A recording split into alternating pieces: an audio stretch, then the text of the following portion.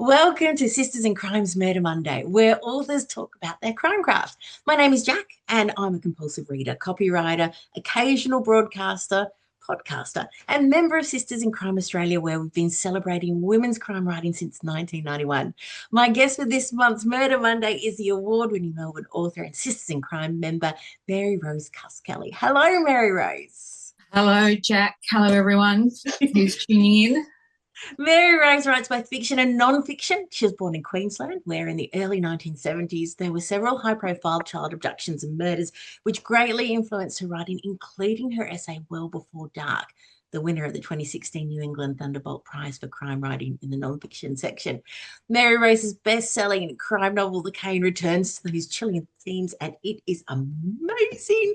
It was also shortlisted for the best debut in the 2023 David Awards. Her other books include Wedderburn, A True Tale of Blood and Dust, Original Skin, The Marvels of the Human Hide, and The End of Charity, Time for Social Enterprise with Nick Francis, which was the winner of the Ironmonger Award. She has twice been awarded fellowships at Verona. Well done, Maryrose.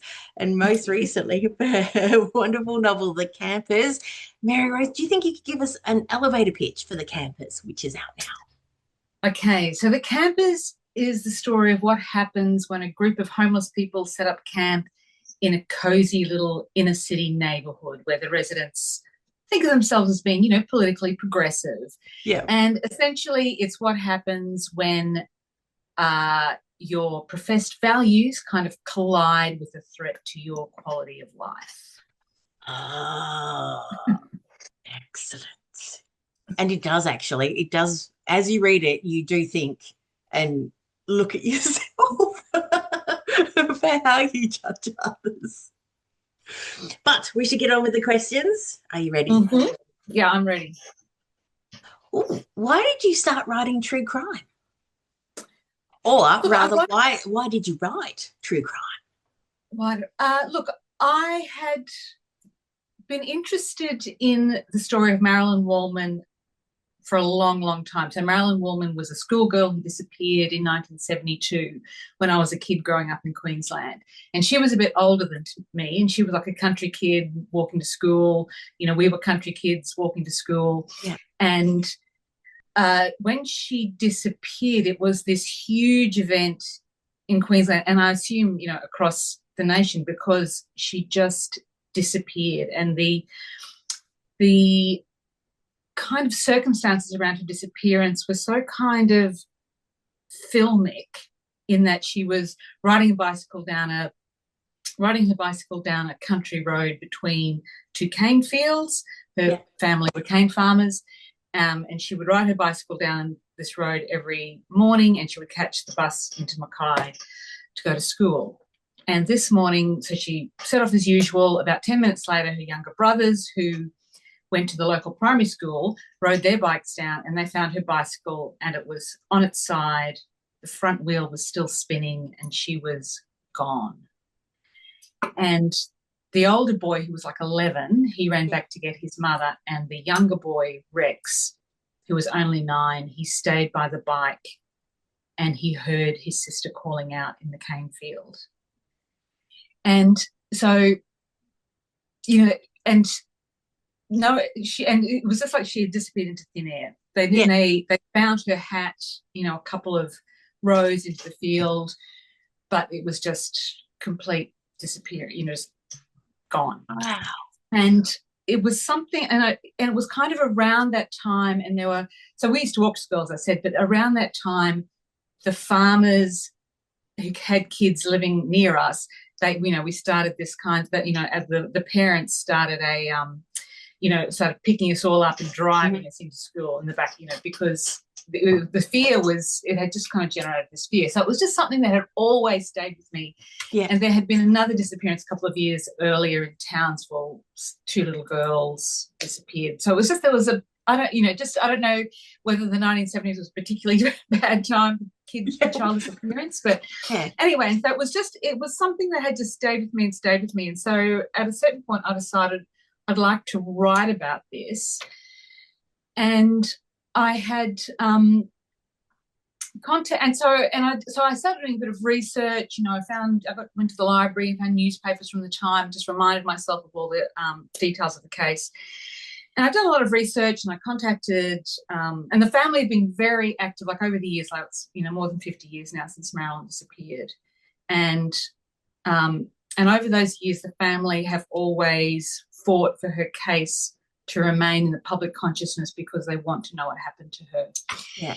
And so I was able to contact her brother, Rex, who was that little boy who stayed by the bike, and he had become kind of the spokesperson for the family. And, I went up to Mackay, but they had, sorry, it's a long story, but they had found a piece of bone a couple of years after she disappeared.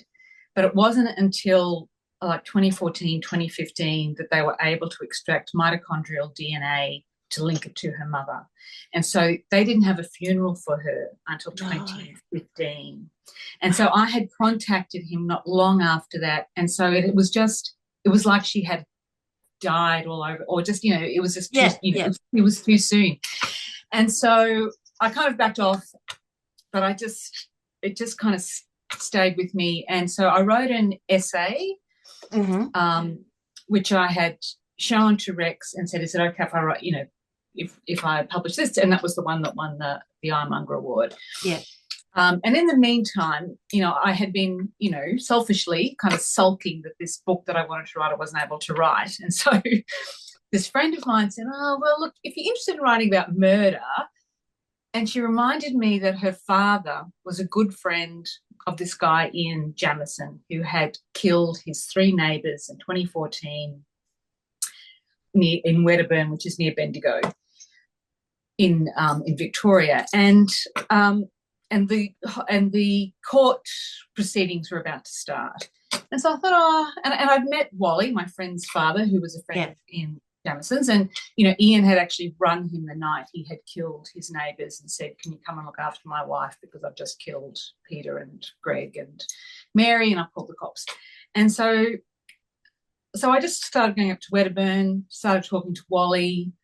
He gave me other people to speak to. I started going up to Bendigo when the court proceedings started, and just became absolutely hooked on it, on the story, but also,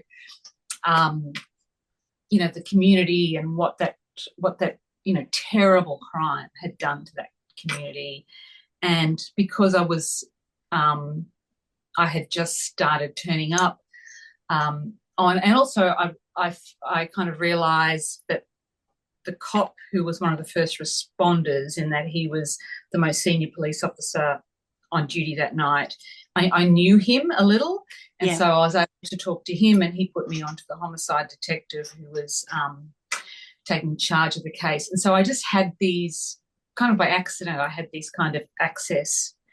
And so I just started following that and I just became absorbed by it. And so that's why I wrote Wedderburn.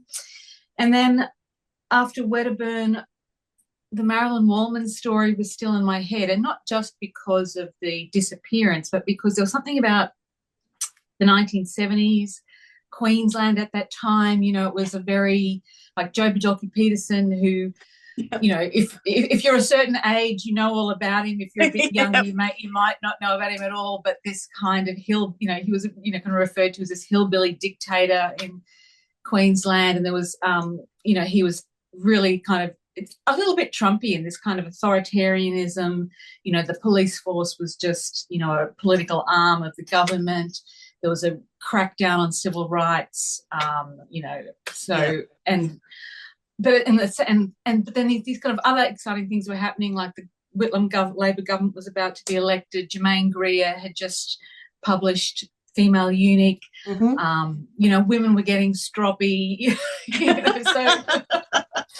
So it was just, and because I had older sisters, and so they were doing things like marching in demonstrations and, reading the Female Eunuch and coming home and arguing politics with my dad, who was a farmer and a National Party voter, and all this sort of thing. So it was just so I was kind of, and I wasn't actually even thinking I'm going to write a crime novel, because I hadn't, I've read a bit of crime, but I wasn't like a crime aficionado.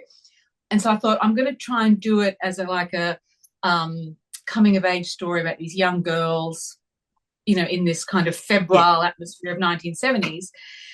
And so I wrote that novel, and then I gave it to my agent, and she gave it to my publisher, and then the publisher and the editor came back to me and they said, it's a crime novel, don't you? And I'm like, isn't it just coming of age? And they're like, no, it's crime, and we're going to make it more like crime. Oh, look, so, it was something that I raced through, and it gave me chills, just some of the interactions with the characters, because I've lived in Queensland for a number of years, and there are places that are still like that. Yeah. And I think and the cool, and I just think, I think Queensland, it has its own, because it has its own jam, and it does, it very much so, and and every town and every region is of its own sort of. No, I understand where you're coming from. So probably should jump to the next question, which is, are you part of a writers group? Yeah, I've got two writers groups. Yeah. So one is that I've had for actually almost more than 20 years now. So I did the professional writing and editing course at RMIT, and someone from that course, a good friend of mine, Sam, she and I with some other people started a writing group, and that's been going since then. So, and then I have another writing group that's actually still been going quite a while. I did a masterclass with Anthony Jacq in Melbourne, and a few of us who went to that class, we've got a writing group as well. So I've got two writing groups, which are which I really appreciate, and which I really I think that's kind of one of my main, because often in these kind of conversations, people say, so, what would be your advice for writers? And my thing is, get a writing community around you, people who are at a similar stage in their, writing craft and career as you. And I think that's a really important and very helpful thing to have. Yeah. What's the hardest part about writing? Oh, look, every time I come out to my desk in my little studio, there's always this kind of, I have to kind of jump over this, this little bar of resistance. Mm-hmm. And I don't know what that is. Part of it, I think, is just that, because writing a book, you just feel like, you've got this mountain to climb, and it's kind of like you've got to, and so is that like the weight of other people's expectations that you're dealing with, or? No, it's my own expectations, I think. And because and then it's so you just have to, but often, someone says, just write a sentence. It doesn't even have to be good. Just write something. It doesn't matter. And so for me, that's kind of the hardest thing, that first moment when you sit down, it's like, got to get up that mountain today, or at least part way up that mountain. So it's that first barrier. But once that's jumped, and I know, and often that is just like just write something down. Let's write anything down. Just do it. Yeah. What's your writing routine? Look, I'm a bit haphazard. I try and write, like during the week, I would try and write something every day, just particularly if I'm in the middle of a novel or like a longer piece, just to stay in touch with it, because once, if you lose that, like when I'm writing something, I kind of have a physical appreciation of it, if you know what I mean. Like I can kind of feel it, and if I lose that, it's like, no, I don't know. I don't know what it is. Yeah. So, so I try and be in the studio, and I try and, I kind of have this, like, come on, 3 hours. But often, if it's really going badly, then I'll just say, I put the timer on my phone for half an hour. So you just have to write for half an hour. That's all you have to do. Then you can go get a coffee or hang out the washing, or just sit down for half an hour. Yeah. And of course, often, and it's a trick. But it's a trick that works, because often, I'll just write for half an hour, and then you start, and then you write it, and then you get into it, and then it's like, the timer goes off. Oh no, I just need to finish this, and so you find yourself So even though I know it's a trick, it works. Yeah. Oh, that's Yeah. brilliant. Who are your writing inspirations? Look, when I was obviously, when I was writing, when I realized, like with Webbound, okay, so I'm writing true crime, and it's going to be around the court case, straight to Helen Garner. You have because I had read Joe Cinque's Consolation and had loved that. Her other work that she's done around crime. So she was a real, so I would, and it made me think, I can kind of see how I can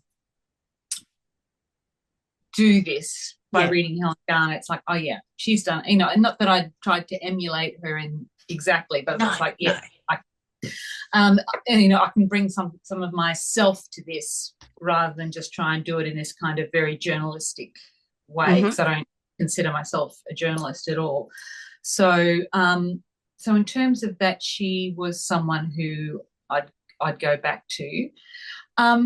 With the cane, I was reading this book called Reservoir 13 by John, I'm going to forget his name now, John McGregor, who's a British writer. And Reservoir 13 is actually one of my favourite books of the last, 10 years or so. And he wrote, and his book is about a community where a young girl goes missing, and that was that was kind of being like a touchstone for the game. Yeah. How many drafts? Before you hand it in, how many drafts? Look, it's hard for me to say because I don't tend to write from the beginning to the end.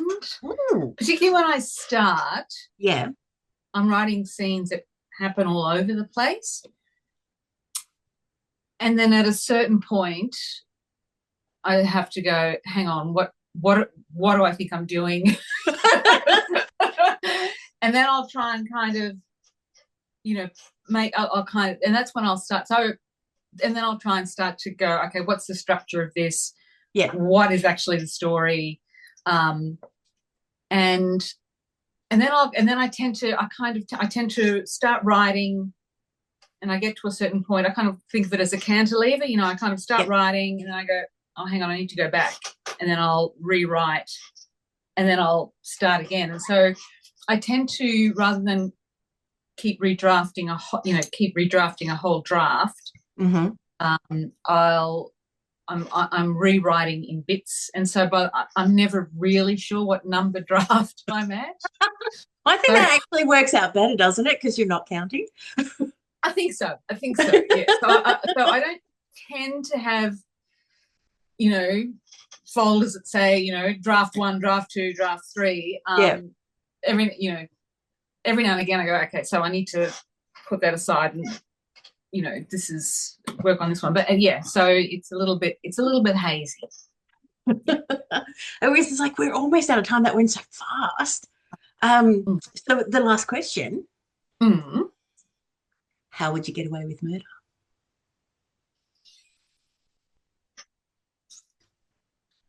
Remote location, waterfall, slippery rocks. I just think simple, and it's always going to be a little bit, oh, did they slip? Yeah, probably. Like it's very slippery here. I think that's how it's like have you thought about this a lot? Well, Jacq, I did my research, and I've watched your your interviews. I knew the question was coming, and I was thinking about it. Oh, love it. Maryrose, thank you so much for joining us. I know The Campus is going to be another bestseller. Murder Monday interviews are available on Sisters in Crime's YouTube channel at 6 p.m. once a month on a Monday. Maryrose Cuskelly, thank you so much for your time. Oh, thank you, Jacq. It was fun.